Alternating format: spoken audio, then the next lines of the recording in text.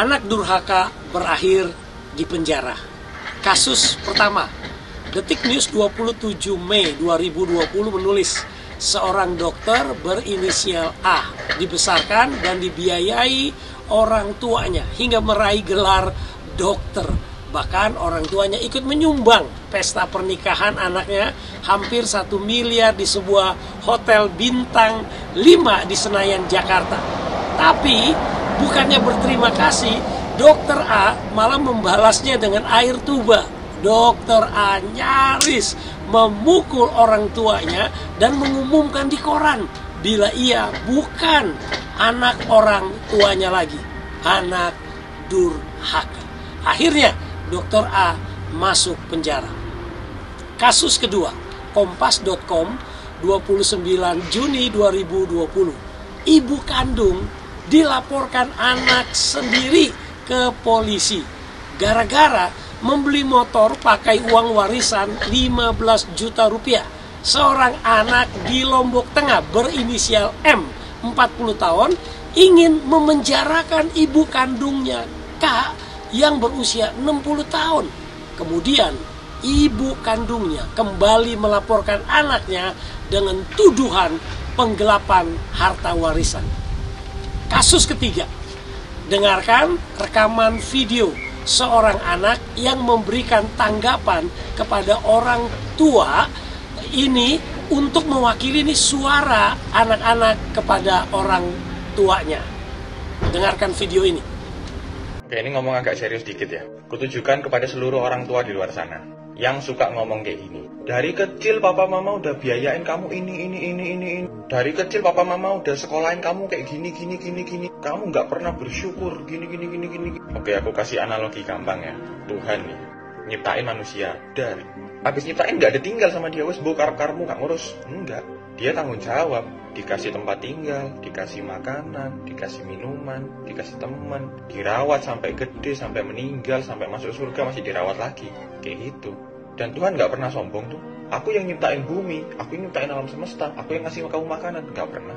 Nah, sama dengan Anda para orang tua. Anda berani komitmen punya anak, ya tugas Anda merawat, mendidik, menjaga anak Anda. Itu tugas dan tanggung jawab Anda. Itu bukan sebuah beban. Anda sendiri kok yang memutuskan untuk punya anak, ya tugas Anda untuk merawat mereka. Negur boleh, tapi caranya tidak begitu. Ya, masih ngomongin orang tua nih. Ini ada beberapa kali aku nemu kasus yang kayak gini. Jadi orang tuanya tuh suka ngomong ke anaknya, "Mama nyesel punya anak kayak kamu." Wah. Gini ya, aku mau ngasih tahu aja nih. Om, tante, ai, susu, bapak, ibu semuanya. Kita nggak pernah milih untuk jadi anaknya om atau tante. Kita nggak pernah minta untuk dilahirkan. Tuhan yang mempercayakan kita untuk jadi anaknya om, tante, bapak, ibu, ai, susu. Kalau kita bisa milih, emang kita disuruh milih, ya kenapa kita nggak milih jadi anaknya Bill Gates, kayak anaknya Steve Jobs, yang anaknya orang kaya gitu. Kita nggak bisa milih. Kita pun ada di dunia ini karena ada laki-laki dan perempuan yang berkomitmen untuk punya anak, dan kita muncul. Kita nggak pernah minta untuk dilahirkan, nggak pernah. Nggak tahu apa-apa tiba-tiba lahir.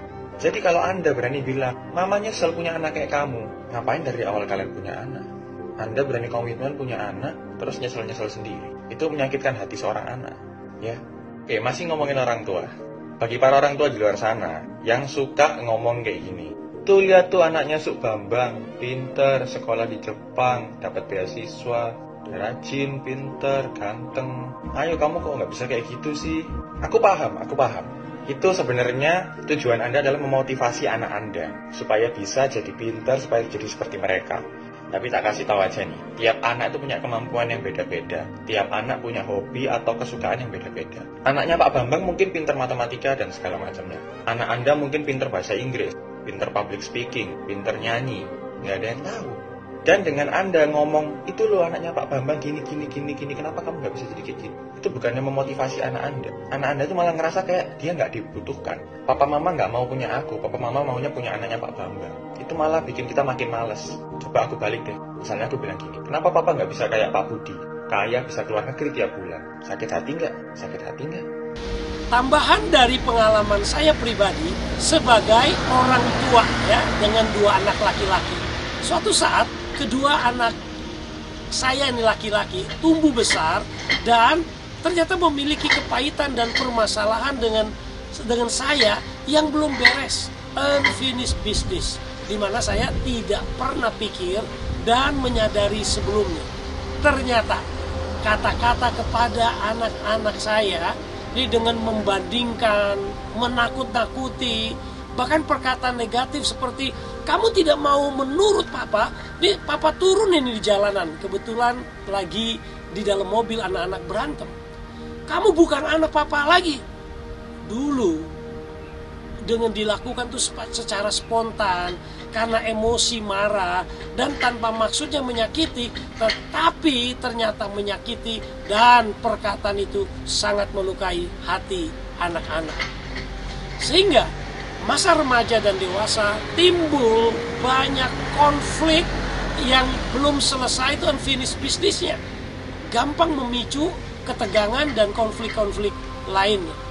Tapi syukur kepada Tuhan, lewat pertolongannya, lewat kemauan, kerendahan hati, dan keterbukaan, saya meminta maaf dan akhirnya bisa menyelesaikan dengan baik. Dugaan saya, dalam kasus pertama Dokter A tidak mau mengakui orang tuanya lagi, pasti ada akar masalahnya. Ada unfinished business yang belum diselesaikan, sehingga memuncak dan meluas sehingga anak harus masuk penjara.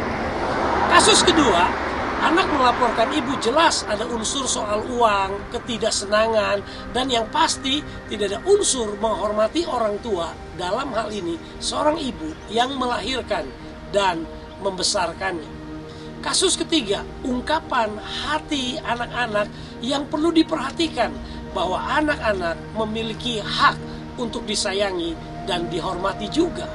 Khususnya menghadapi anak-anak zaman milenial, cara orang tua berkomunikasi dan mendidik anak-anak perlu banyak penyesuaian, dan yang pasti perlu anugerah dan pertolongan Tuhan.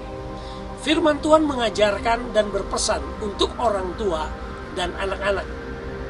Hai anak-anak, taatilah orang tuamu dalam segala hal, karena itulah yang indah di dalam Tuhan. Hai bapak-bapak, janganlah sakiti hati anakmu, supaya jangan tawar hatinya. Kolose pasal 3 ayat 20. Akhir kata, permasalahan orang tua dan anak bukanlah hal baru. Sekali lagi ingat, Raja Daud, orang yang diurapi dan berkenan di hati Tuhan pun bermusuhan dengan anak kandungnya sendiri, Absalom. Bahkan akhir hidup Absalom mati terbunuh. Jika kita bermasalah dengan anak kita, selesaikan dengan baik. Cari akar masalahnya dan dengan hati yang terbuka berdoa dan minta pertolongan Tuhan. Pasti ada jalan keluarnya. Tuhan memberkati. Saya Daniel Ong dari Gereja Oikos Online Australia.